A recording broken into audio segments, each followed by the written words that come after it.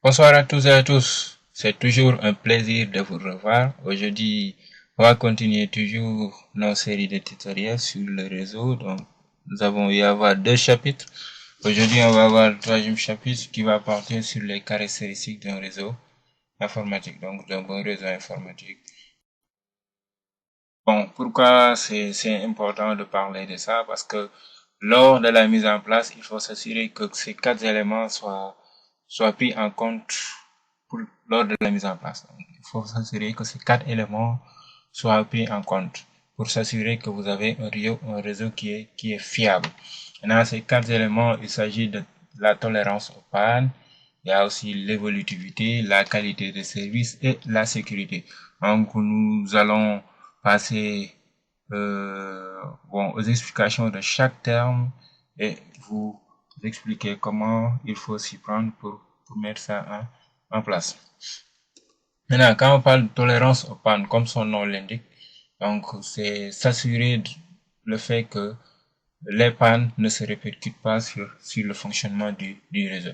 Maintenant, ici, comme l'architecture que vous avez ici, pour vraiment s'assurer que la tolérance aux pannes s'effectue au niveau de votre réseau, il faut ce que l'on appelle la redondance au niveau des équipements. Donc la redondance, c'est avoir deux équipements qui ont les mêmes rôles. Donc ces deux équipements vont travailler ensemble.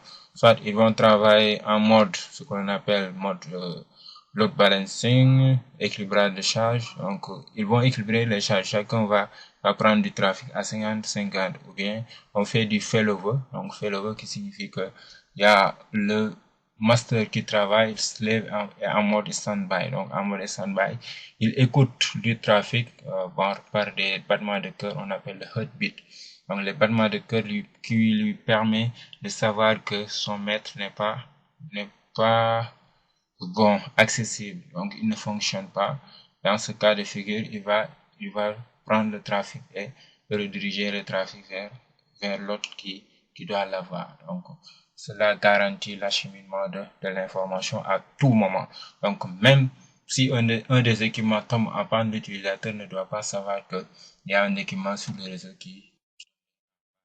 Et cela se fait le plus souvent au niveau des périphéries intermédiaires. Donc, ce sont les périphéries intermédiaires qui sont souvent les cibles. Donc, vous mettez là-bas deux équipements redondants à chaque niveau et vous assurez que la tolérance open marche. Et il y a beaucoup de protocoles qui permettent de faire ça. Donc, au fur et à mesure que l'on avance, vous allez vous en rendre compte.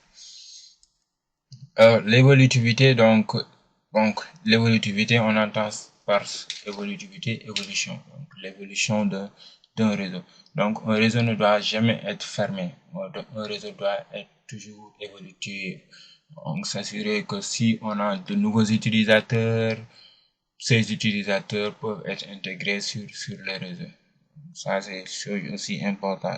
Laisser un routeur de bordure qui permettra aux administrateurs réseau ou bien vous-même vous-même de pouvoir intégrer des utilisateurs sur le réseau. Donc l'évolution de l'architecture. Il y a la qualité de service. Donc chose importante aujourd'hui avec tout ce qui est évolution des réseaux, la tendance vidéo, les vidéoconférences comme la tendance aujourd'hui, donc avec l'épidémie. Il y a aussi la téléphonie sur IP qui est chose importante. Donc ce sont des éléments essentiels, bien je peux dire, ce sont des éléments qui doivent avoir une priorité sur les autres éléments du réseau. Donc en qualité de service, on priorise le trafic VA, le trafic IP et le trafic des données. Donc c'est comme ça que vous allez vous rassurer que la qualité des services soit prise en compte au niveau du réseau. Par exemple, si on prend du trafic IP est prioritaire sur l'autre trafic, donc trafic le mécanisme qui permet de mettre ça en place. En arrière, bon. Excusez-moi, là je reviens un peu en arrière. Donc la qualité des services, donc l'acheminement rapide et fiable des données. Maintenant, on va terminer avec la sécurité, donc qui est aujourd'hui un enjeu mondial. Donc, quand on parle de sécurité, il y a la sécurité au niveau physique, aussi il y a la sécurité au niveau logique. Donc, la sécurité a des objectifs, donc que ça soit au niveau physique ou bien au niveau logique, l'objectif est commun. Donc, cela veut dire protéger le réseau. Protéger le réseau en passant par tout ce qui est confidentialité, s'assurer que telle personne qui n'est pas habilitée à regarder des informations qui ne sont pas à lui ne doit pas y accéder. Donc, chose importante. Si vous n'êtes pas administrateur du réseau, vous ne devez pas accéder au routeur, avoir l'identifiant et le mot de passe pour pouvoir gérer le routeur. Excusez-moi. Il y a aussi l'intégrité. Donc, l'intégrité, s'assurer que les données qui sont acheminées de l'autre A à l'autre B ne soient pas altérées. Donc, altérées, cela veut dire modifiées. Donc, lors de l'acheminement.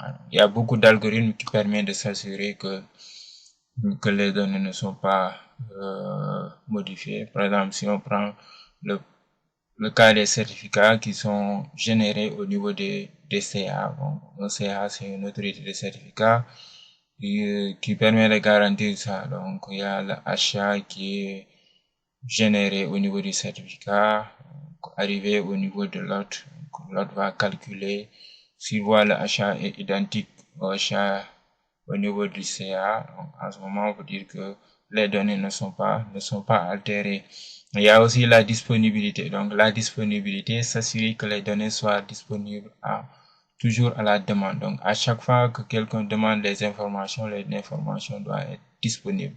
Donc, pour ce point, cela se fait par aussi, bon, cela passe par surtout la redondance des équipements. Donc, quand les équipements sont redondants, la disponibilité peut être assurée. Il y a aussi une notion que l'on appelle la non-répudiation. Donc, la non-répudiation, s'assurer que tout acte commis sur le réseau ne va bon, je peux dire que si vous commettez quelque chose sur les réseaux, demain vous ne pouvez pas le nier. Donc, il y a la traçabilité des données. Donc, les logs sont là qui peuvent aider l'administrateur réseau ou l'administrateur système, bien l'administrateur en sécurité, de pouvoir dire que c'est telle personne qui a effectué telle tâche sur le réseau à une heure précise. Donc, c'est ça. Mais la sécurité, il faut bien y tenir compte. Et les autres éléments aussi, à savoir l'évolutivité, la qualité des services, et aussi la tolérance au panne. Donc, 4 éléments essentiels pour avoir un réseau qui est fiable. Donc, je vous dis bon visionnage et n'oubliez pas de partager la vidéo et de commenter si vous avez des suggestions ou bien des questions. Donc, je vous donne rendez-vous prochainement.